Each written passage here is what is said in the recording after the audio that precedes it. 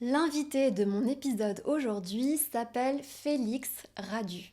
Son parcours est particulièrement intéressant parce que lorsqu'il était plus jeune à l'école, ses professeurs l'avaient rangé dans la catégorie des mauvais élèves. Et pourtant, ils se sont bien trompés. Aujourd'hui, Félix est auteur, interprète et comédien et l'écriture occupe une place centrale dans sa carrière. Félix est un amoureux de la langue française et de sa poésie, et dans cette conversation, on a abordé des thèmes profonds comme le harcèlement scolaire, le romantisme de la langue française, mais aussi la Belgique, son pays d'origine, et ses artistes. Salut, salut, et bienvenue dans un nouvel épisode de French Mornings, le podcast. Je suis Elisa. Si tu écoutes ce podcast pour la première fois, bienvenue. Ici, je t'aide à progresser en français grâce à des conversations naturelles, des interviews et des sujets passionnants. La conversation que tu vas entendre aujourd'hui avec Félix est en français à vitesse réelle sans aucune explication. Elle est d'un niveau intermédiaire avancé, je dirais. Donc, pour mieux la suivre, je te conseille de télécharger le PDF gratuit qui contient la transcription, le glossaire du vocabulaire et des expressions importantes et un petit exercice de compréhension. Tu peux le retrouver en cliquant sur le lien en description. Et si tu veux progresser plus rapidement en français, de manière structurée avec des cours adaptés à ton niveau, je te rappelle que tu peux retrouver tous mes cours de français sur mon site internet frenchmornings.com. Et je te souhaite une très bonne écoute. Salut Félix. Comment tu vas? Ça va très bien et toi? Très bien, merci. Merci beaucoup d'être là aujourd'hui. Merci à toi de ton invitation. Avec plaisir. Est-ce que tu peux commencer par te présenter pour les auditeurs, s'il te plaît? Je m'appelle Félix Radu, je suis auteur, interprète, comédien, j'ai 30 ans, je suis belge et j'habite Paris depuis maintenant 10 ans. Le temps passe Donc bien trop vite. un nouveau Parisien? Non, pas on nouveau, n'abandonne du coup. jamais la région de laquelle on a grandi, je pense. Ah oui? Tu te considères pas parisien Non, bien aujourd'hui? sûr que non. Non, je resterai Ah à ouais. jamais namurois. L'important, c'est d'amener les couleurs de chez nous là où on habite, ouais. C'est bien mieux d'être un namurois à Paris qu'un Parisien à Paris.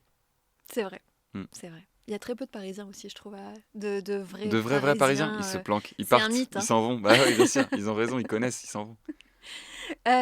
Dans plusieurs interviews que j'ai écoutées de toi, tu racontes que l'école, c'était un peu compliqué, que tu étais considéré comme un cancre. C'est un mot qui est un peu difficile, je Ouais. trouve. Quel genre d'élève est-ce que tu étais? Ouais, j'étais un cancre, hein, sûrement. J'étais pas un des élèves les plus faciles, je sais pas. J'étais très distrait, assez bavard.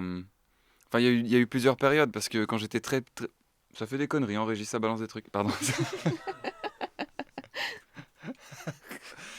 La Donc concentration très zéro, distrait. tu vois? Non, quand j'étais plus jeune, du coup, genre, j'étais dans une école très stricte, catholique. Je vivais pas mal de harcèlement scolaire. C'est très compliqué de faire des équations quand on se fait casser la gueule. Et ensuite, effectivement, bon, bah, je suis un garçon distrait, assez rêveur. Je passais mon temps à dessiner, à faire des blagues, à sécher parfois certains cours pour faire des parties de tennis avec des cours qu'on chiffonnait avec nos classeurs. Enfin, il y avait quelque chose de... Ouais, j'étais un élève assez cancre, ouais. Mais étonnamment, en fait, j'étais passionné par les matières qu'on nous enseignait, mais pas par les cours en eux-mêmes. Et je pense qu'il y a une grande distinction à réussir à retrouver. On a l'impression que si tu rates ton cours de français, c'est que tu es mauvais en français. Alors qu'en réalité, je pense que la plupart des auteurs qu'on vénère aujourd'hui, si on les mettait dans les cours de français actuels, ils se feraient drôlement chier aussi, ils seraient aussi cancres que moi. Il y a une vraie distinction entre la matière et le sujet dont on parle. D'ailleurs, la preuve, c'est que moi, depuis tout petit, je suis abonné à des chaînes YouTube de vulgarisation scientifique, vulgarisation mathématique, et je suis passionné par ces thématiques. Je peux en parler pendant des heures avec des potes autour d'une bière, mais par contre, je me faisais drôlement chier dans certains cours. Donc, après, tu vois, le truc, c'est que j'ai peur de rejeter la pierre sur les professeurs qui sont souvent pieds et mains liés, qui sont menottés dans des cases très strictes, dans un système qui leur demande de répondre à certaines attentes. Euh, donc en fait, au final, c'est presque le système en lui-même qu'il faudrait refondre et recréer. Donc voilà, tout ça est si peu intéressant peut-être, mais Non, si, si, ça l'est. Mais justement, c'est ma prochaine question, parce que je pense effectivement que le système n'est pas adapté à chaque élève. Si à l'époque, on t'avait donné une petite baguette magique et que tu aurais pu créer les conditions idéales pour aller à l'école, qu'est-ce que tu aurais fait? euh, après, ce que je vais dire, ce sont un peu des portes ouvertes, mais dans un monde idéal, Bon, c'est pas grave, c'est utopique, oui, mais c'est utopique. ça qui est beau Ce qui aussi. serait merveilleux, c'est d'avoir beaucoup moins d'élèves par classe. Je pense que même le meilleur des professeurs du monde ne peut pas donner cours à 40 élèves en face de lui, c'est trop. Donc des élèves, des classes beaucoup moins peuplées. Donc du coup, un enseignement beaucoup plus qualitatif et personnalisé. Des cours plus vivants aussi, où des professeurs peuvent exprimer leur amour d'une matière selon leur prisme à eux, transmettre une passion et non pas transmettre un cours qu'on leur ordonne. L'intérêt, c'est pas de faire des autopsies. L'intérêt, c'est de voir la matière gambader. Et quand on nous enseigne le français en disant, bon ben voilà, ce texte-là, on va le synthétiser, on va le résumer, bah, ça va à l'opposé du sujet même, qu'est le français, c'est s'épandre, c'est agrandir, c'est ajouter. Donc, dans un monde idéal, ouais, moins d'élèves par classe, des professeurs libres, passionnés, passionnants, et pas se cantonner à des cours devant un bureau. Pourquoi pas aller dans des musées, voir des pièces de théâtre, aller au cinéma avec son professeur. En fait, j'ai presque envie que notre professeur devienne presque notre meilleur ami, ou une sorte de mentor, enfin, qu'on admire, dont on a envie, avec qui on a envie de passer du temps, tellement tout ce qu'il dit est intéressant. Je veux que dans les cours de sciences, on fasse des expériences, et que ça fasse boum, et que ça mousse partout, et qu'on aille voir, et qu'on se renseigne. Enfin, faut rajouter du vivant, faut rajouter du passionnant, du passionné. Moi, j'aurais adoré des écoles comme ça. T'arrives en cours de maths, aujourd'hui les gars, on va dehors, on va vous montrer la poussée d'Archimède, et puis ils commencent à faire n'importe quoi avec des grosses bassines de flotte dans la course, ce serait merveilleux. Ouais, ce serait beau Hmm. s'ils avaient un petit peu plus de moyens, On veut des malheureusement. scientifiques fous, ouais, on veut des Et, Monsieur Keating.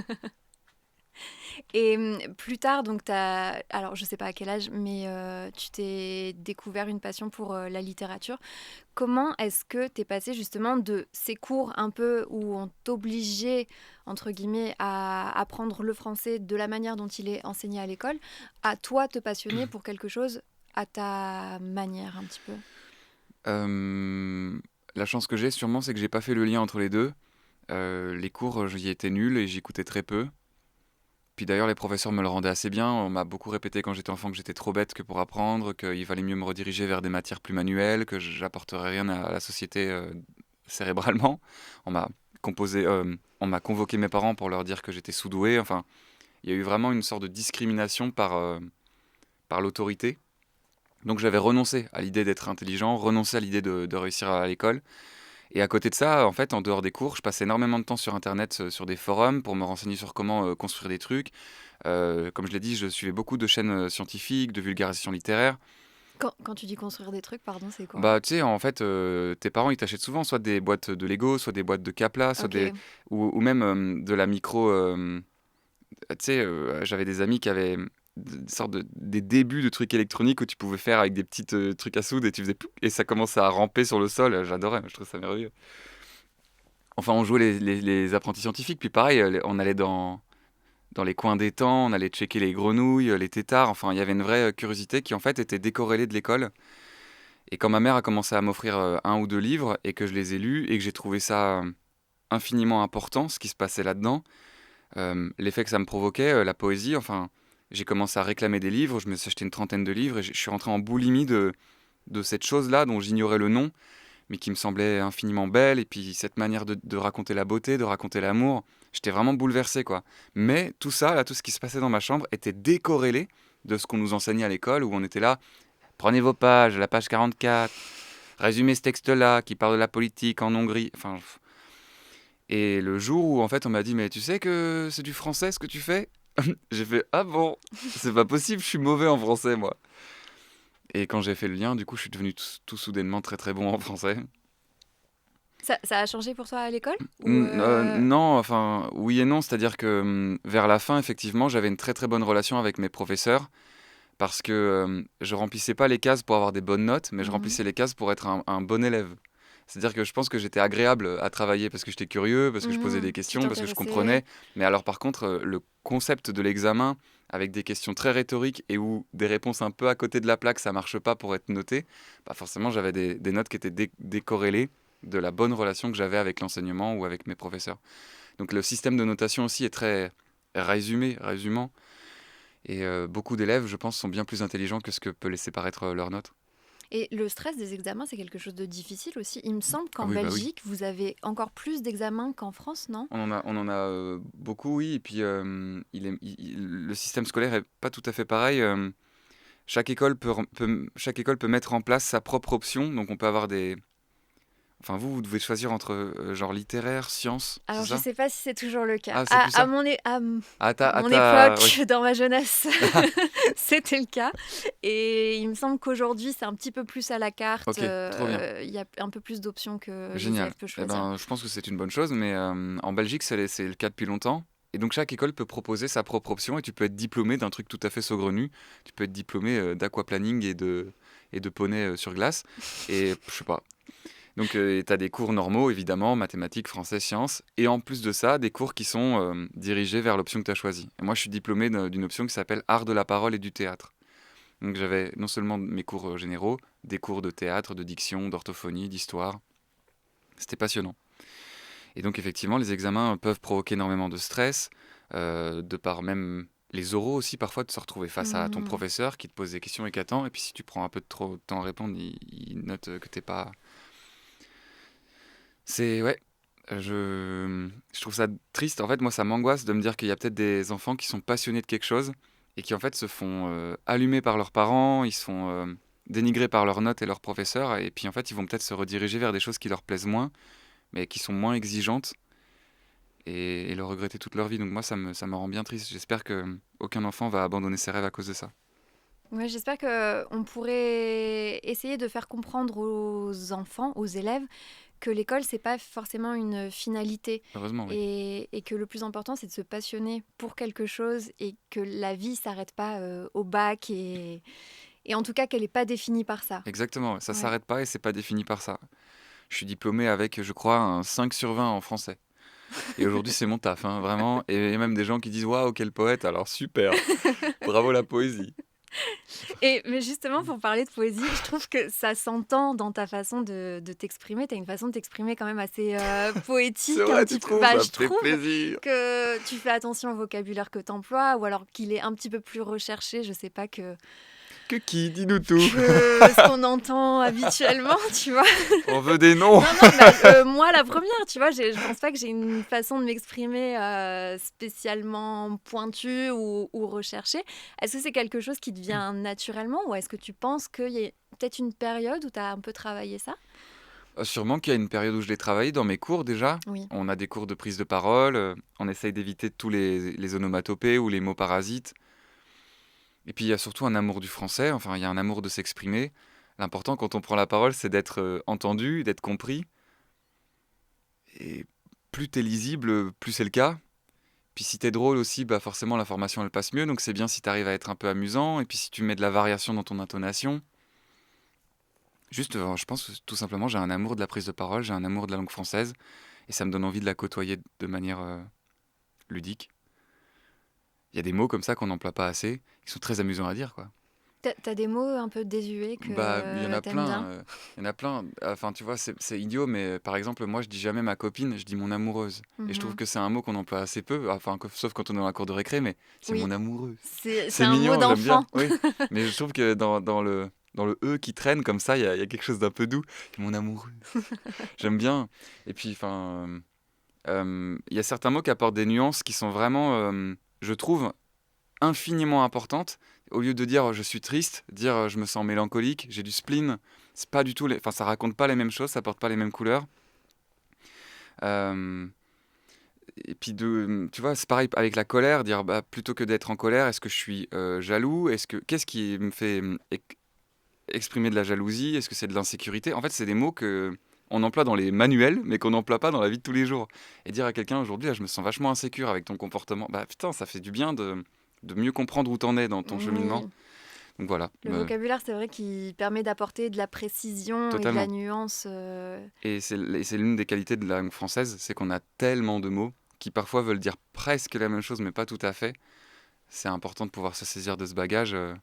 C'est ça qui fait que notre poésie sûrement est très appréciée dans le reste du monde, c'est qu'on a une infinité de mots pour parler d'une chaise, quoi. Et ça, c'est trop beau. J'aime trop. Et dans tes textes, tu parles énormément d'amour. Est-ce que tu trouves que le français, c'est une langue particulièrement romantique? Oh, je sais pas. Est-ce que c'est une langue particulièrement romantique? En tout cas, énormément de gens s'en sont servis pour.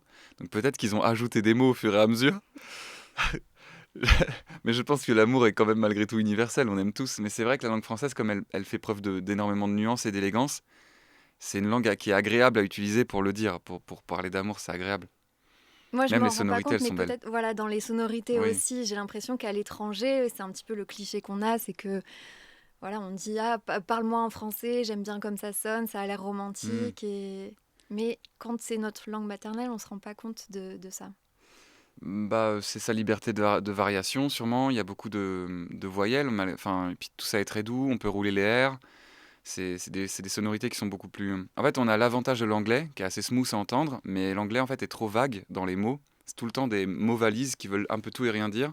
Donc, on a la qualité de l'anglais et on a sûrement la qualité d'autres langues beaucoup plus précises, sûrement des langues même.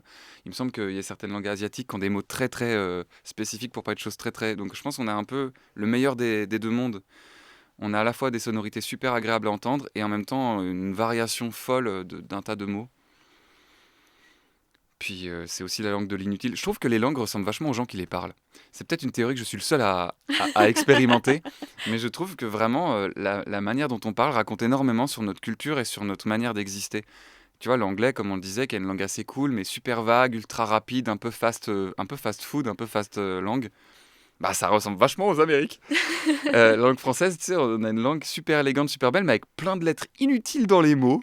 Et puis il y a des règles qui se contredisent, et puis parfois on fait comme ça, puis parfois finalement on fait comme ça, et ça ressemble vachement au français. C'est vrai que ça influence, De ouf. je pense, la manière de réfléchir des gens. Alors, je sais pas dans Dans quel quel sens. sens? Oui, oui. Je pense que c'est plutôt Eux, la culture oui, qui qui influence influence la la langue, bien langue. sûr. Ouais. Mais c'est amusant à quel point la langue, ouais. Pareil, le russe, c'est une langue qui peut paraître assez rustre, et pourtant on l'emploie souvent pour parler des sentiments. Quand tu regardes la littérature russe, elle est vraiment abondée dans le besoin d'exprimer son mal d'exister, son mal-être ou l'amour torturé. Et je me rappelle, j'avais un ami russe qui m'avait dit les Russes ne sont pas des sentimentaux, mais il n'y a rien de plus important pour eux que les sentiments. Et je trouve ça tellement beau. C'est tellement vrai. C'est vrai. Donc voilà, la langue ressemble vachement aux gens qui les parlent. Mais c'est vrai que je me souviens d'une discussion que j'avais eue avec une amie qui est américaine et je lui disais, j'ai l'impression qu'un I love you en anglais a tellement moins de poids Ah oui, qu'un qu'un je je t'aime, t'aime bien français sûr.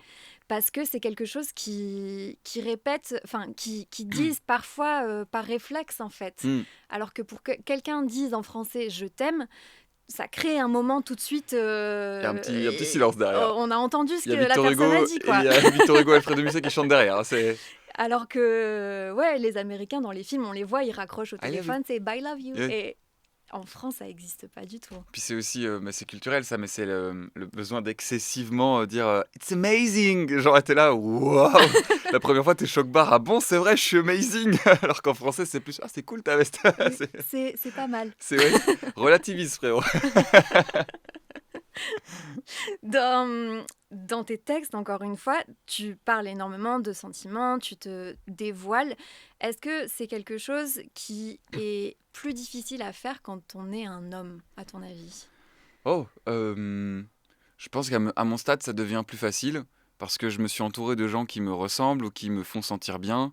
Je fais un métier artistique où je suis entouré d'artistes ou de gens qui sont sensibles à ça. Donc aujourd'hui, cet acte-là, pour moi, il est devenu assez confortable. Même maintenant, c'est l'inverse qui se passe, c'est que les gens me demandent d'encore plus me livrer, de raconter des choses, et je suis presque en résistance, en mode attendez, ça m'appartient encore un peu. Mhm. Mais c'est sûr que quand on démarre, moi je venais de la campagne, mes deux parents n'étaient pas du tout artistes, même ils regardaient ça avec un œil assez strict, assez sévère. On se foutait de ma gueule quand j'écrivais dans mes cahiers en cours de récré. Et donc là, à ce moment-là, c'était la chose la plus inavouable et la plus difficile à faire, bien sûr.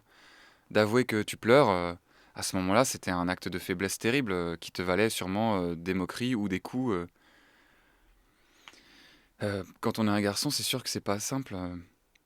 Puis, enfin, moi, dans le village où j'ai grandi, je me rappelle qu'on disait beaucoup les filles sont studieuses et très intelligentes et les garçons sont très bêtes et sont faits pour compter les voitures, quoi. Ouais, je me rappelle vraiment me regarder dans la glace en me disant, mais je suis à moitié de, je suis à moitié d'humain, quoi. Je suis pas. Qu'est-ce que je vais foutre de moi là? Je chiale. Donc déjà, je suis là pour compter les voitures et en plus, je chiale. Super. Puis au bout d'un moment, bon, on fait avec ce qu'on est et on avance, mais. Mais tu penses que c'était une sensibilité qui était présente enfin, de manière innée, en fait, et que tu pouvais pas faire autrement Ah oui, et... Ouais. je pouvais pas faire autrement parce que j'ai essayé de faire, hein. Quand on a honte, on essaye d'être quelqu'un d'autre. J'ai essayé de demander à mes parents d'acheter des marques de vêtements à la mode. J'ai essayé de jouer au football avec les autres parce que ça avait l'air d'être passionnant, hein. Vraiment, ils avaient un sujet. Ils pouvaient en parler pendant des heures du ballon. J'ai essayé de connaître les marques de voitures par cœur. J'ai essayé de. Mais en fait, tu reviens toujours à toi. En fait, c'est un peu. Pour paraphraser un peu la phrase, c'est chasser le naturel, il revient en sanglots, quoi. Et ouais, ouais, je me rappelle avoir jeté mes cahiers à la poubelle, avoir essayé d'être quelqu'un, et puis en fait, tu reviens toujours à toi et tu te dis, mais putain, je suis arythmique, comme une guitare mal accordée qui est dans un groupe de rock, on n'entend que toi, quoi. Puis le jour où tu apprends qu'il y a certains musiciens qui désaccordent leur guitare pour faire leur musique, eh ben, tu te dis, ok, en fait, il faut juste que je monte mon propre groupe. Et maintenant, ça. Est-ce que tu as l'impression qu'autour de toi, ça change quand même on parle beaucoup aujourd'hui de la masculinité et du fait qu'il faudrait que les hommes, justement, soient un petit peu plus ouverts à montrer leurs émotions ou à essayer de les comprendre, etc. Tu as l'impression que c'est quelque chose qui change aujourd'hui? Euh, je sais pas parce que je pense que je suis plus en position de pouvoir répondre. Je pense qu'il faut poser la question aux enfants dans les cours de récré. C'est là que ça se passe. Et pour avoir vu ô combien les adultes peuvent ignorer ce qui se passe réellement là-bas, j'aurais trop peur d'avoir l'impression de parler de moi, de mon point de vue, et d'en fait ignorer complètement la stricte réalité. J'ai l'impression, de là où je suis, qu'effectivement sur les réseaux, il y a de plus en plus de contenu où des garçons s'autorisent à avoir leur passion à eux, peu importe à quel point elle peut être genrée ou non, Mhm. même dans les couleurs, dans les coupes. Même moi, il y a une époque, j'osais pas porter du rose, j'osais pas porter des vêtements qu'on avait étiquetés comme pour filles. Et aujourd'hui, bah, je passe mes journées dans les rayons pour meufs parce que je trouve qu'il y a plus d'inventivité. Donc, en tout cas, à titre personnel, ma mentalité a grandement évolué et j'essaye de véhiculer ça aussi autour de moi. Et comme je suis devenu plus ou moins une personne publique, j'essaye de faire valoir ça. Ouais, j'ai l'impression qu'il y a des enfants qui ont l'air plus à l'aise. Je vois des garçons affirmer leur sensibilité, je vois des meufs affirmer elles sont plus bourrues, et tant mieux, tu vois. Il y a plus de. On va niquer ces cases-là, hein. Au bout d'un moment, on va les briser, hein. Faut juste attendre que. J'allais dire une chose terrible. Faut juste attendre que la génération s'en aille. Voilà. Faut qu'elle parte sur une île déserte avec Michael Jackson et Aznavour et. Je dis ça pour rire, s'il vous plaît, restez avec nous. Juste comprenez que là, le monde doit évoluer. Pareil pour la Mais langue. c'est lent, c'est Oui, vrai. Mhm. c'est pareil pour la langue. Je trouve qu'il y a beaucoup de gens qui dressent des drapeaux comme ça en mode non, c'est pas comme ça qu'on parle. Oh frérot, si tu savais comment on parlait il y a 100 ans. Laissez. Ça, c'est un grand sujet aussi, Oui, ouais. Et tout à l'heure, tu disais donc que tu es belge et que tu vis à Paris depuis 10 ans. C'est bien ça? c'est bien ça. Est-ce qu'il y a quelque chose qui te manque de la Belgique ici? Bien sûr, mille choses. Il nous manquera toujours, quoi qu'il arrive, des choses quand on va quelque part. On peut pas tout avoir en même temps. Quand je suis en Belgique, c'est la France qui me manque. Qu'est-ce qui me manque, tu veux savoir? Oui, un exemple. Déjà, la Belgique a une proportion assez folle à mettre des trucs dans du gras. Dès qu'ils trouvent un truc sur le sol, ils le mettent dans une friteuse. C'est vraiment un Et standard. ça te manque, le Ça me gras. manque, bien sûr. Oh non, mais la gastronomie française, etc., c'est merveilleux de payer 60 balles pour 3 petites assiettes, c'est génial. Mais en Belgique, arriver à avoir un paquet de frites immense et des croquettes dans tous les sens avec des goûts étranges, ça manque vite. Et puis, je pense qu'on est un tout petit pays et qu'on peut pas trop la ramener sur l'échelle mondiale. Et il y a une vraie conviction profonde de on n'est pas grand-chose et on bouleversera pas. Ah ouais. Et donc, eux, ils transmettent ça par le mot humilité. Mais je suis pas sûr parce qu'il y a quand même une belle fierté quand l'équipe belge joue. Mais j'ai vraiment la sensation qu'effectivement, on se prend pas trop la tête. On sait qu'on est un tout petit pays, qu'on doit pas trop la ramener, sinon on se fait souiller par l'entièreté des pays qui sont à côté de nous. Et donc, il y a un truc un peu, on est gentil, quoi. On cherche pas les problèmes, on fait juste notre petit bout de chemin. Puis on est un pays qui est divisé par plein de cultures, parce qu'il y a plein de pays durant l'histoire qui sont venus chez nous. Ça fait qu'on a la Flandre en haut, la Wallonie en bas, on a un petit côté de l'Allemagne, et puis il y a Bruxelles qui est une région à part entière. Et en fait, toutes ces régions sont représentées et ont leurs propres règles.